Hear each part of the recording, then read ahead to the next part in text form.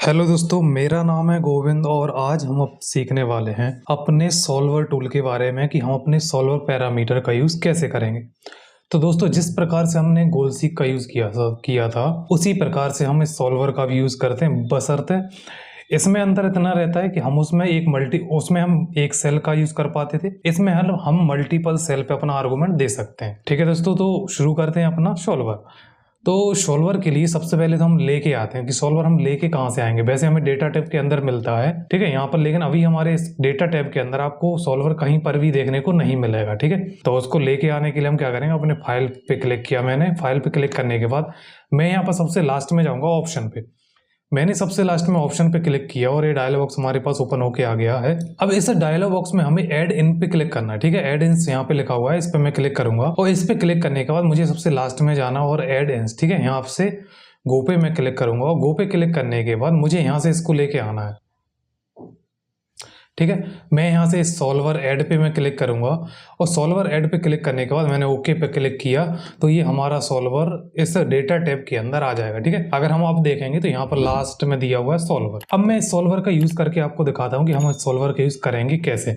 तो देखो, यहाँ पर वैल्यू दी हुई है 700, ठीक है, और 300 इसका इंटू किया हुआ है हमने कि 2100 हो गया है। यहाँ पर उसका कॉस्ट पर यूनिट दिया हुआ, कॉस्ट दिया हुआ है, इनकम टोटल दी हुई है। अब यहाँ पर हमें ये वैल्यू रखनी है कि ये जो प्राइस पर यूनिट है ना 3 से बड़ा हो और 4 से छोटा हो। ठीक है, और हमारा जो रिटर्न है, ये रेवेन्यू है, वो हमारा 3000 हो जाए। ठीक है, तो उसके लिए हम करके देखते हैं। तो उसके लिए मैंने सॉल्वर पे क्लिक किया और सॉल्वर पे क्लिक करने के बाद मेरे पास ये डायलॉग बॉक्स ओपन हो जाएगा। ठीक है, ये डायलॉग बॉक्स ओपन होने के बाद मुझे यहाँ सेट ऑब्जेक्ट में क्लिक करना है जिसकी वैल्यू मुझे बढ़ानी है। तो रेवेन्यू को मुझे बढ़ाना है, तो मैंने इस पे क्लिक किया। ठीक है, वैल्यू ऑफ, हमें इसकी वैल्यू कितनी रखनी है, तो मैं यहाँ पे जाऊंगा और मैं यहाँ पे लिख देता हूँ 3000। मैंने ये 3000 लिखा। वाई चेंजिंग सेल, किस किस सेल में हमें चेंज करना है, तो वो सेल मुझे यहाँ से सिलेक्ट करनी पड़ेगी। तो उसके लिए मैंने यहाँ से ये 2 सेल सेलेक्ट की, ठीक है, कॉमा लगाया और तीसरी सेल मैंने ये वाली सेलेक्ट कर ली। ठीक है, ये सेल सेलेक्ट करने के बाद मैं यहाँ पे जाता हूँ अब कंट्रेंस यूज करने के लिए। कंट्रेंस हम जब भी ऐड करेंगे तो उसके लिए मैं यहाँ पे क्लिक करूंगा ऐड कंट्रेंस। मैंने यहाँ पर क्लिक किया और यहाँ पे सेल रेफरेंस, किस सेल का हमें कंटेंट्स यहाँ पर ऐड करना है, तो उसके लिए मैं सबसे पहले इसी सेल को करता हूँ प्राइस पर यूनिट। ठीक है, इस पे क्लिक किया और देखो यहाँ पर ये ऑप्शन रहते हैं ग्रेटर देन, लेस देन, हमें क्या रखना है। तो अभी के लिए मैं रखता हूँ ग्रेटर देन 3 रहना चाहिए। ठीक है, ग्रेटर देन 3, मैंने इस पे 3 लिखा, मैनुअली ऐड किया। अब दोबारा से मैं इसी सेल को सिलेक्ट करता हूँ। ठीक है, मुझे इसको रखना है लेस देन 4। ठीक है, तो मैंने 4 यहाँ पे लिखा और यहाँ से कर देते ओके। इतना करने के बाद मुझे ये डायलॉग बॉक्स पे दोबारा से मैं जाऊंगा और यहाँ से मैं सेलेक्ट करता हूँ सॉल्वर। अब हम इसको क्लिक करके देखेंगे कि ये हमारा सॉल्वर काम करता है कि नहीं। तो मैं सॉल्वर पे मैं क्लिक करूंगा तो देखो, अभी अगर हम यहाँ पर देखेंगे तो हमारा सॉल्वर काम कर चुका है। ठीक है, ये देखो, मैं ओके पर क्लिक करूंगा तो ये देखो, ठीक है, देखो हमारी ये वाली वैल्यू ना तो 4 से छोटी हुई है, ठीक है, और उसके बाद 3 से बड़ी तो है ही। ठीक है, 4 से, और हमारा जो रेवेन्यू वो कितना हुआ है, 3000।